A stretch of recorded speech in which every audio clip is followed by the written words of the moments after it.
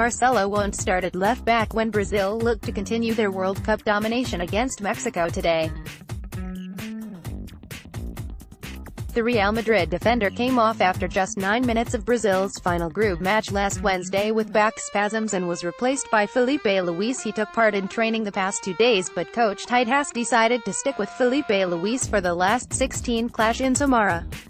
"We have confirmed the team that finished the match," Tite told his pre-match news conference yesterday. So, Filipe Luis, with temperatures expected to reach 34 degrees Celsius (93 degrees Fahrenheit), and the possibility of having to play 120 minutes with extra time, the Brazil staff felt it best that Marcelo start on the bench.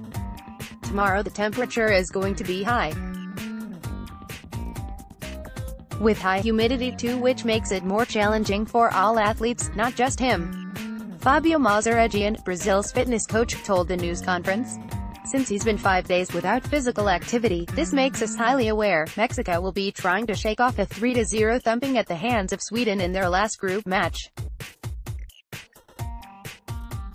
Midfielder Hector Herrera feels there's not better way to do that than seeing the 5-time world champions on the other side of the pitch. "We're motivated at this opportunity to play against one of the best teams on the planet," he told reporters yesterday. "I have great faith in my teammates and I think tomorrow we'll be ready to play a great game."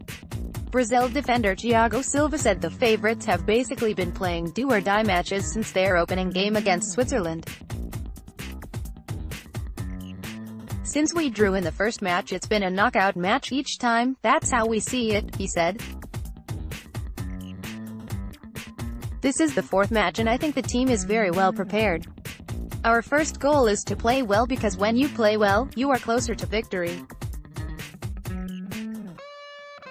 That's what we're aiming for tomorrow." Mexico will be battling past history on 2 fronts as they have never beaten Brazil in 4 World Cup meetings and have also gone out at this stage the past 6 tournaments. Coach Juan Carlos Osorio isn't bogged down by the past. "Football is as a game that always gives you an opportunity to win," he said. "It gives the team with less history a chance to win the game.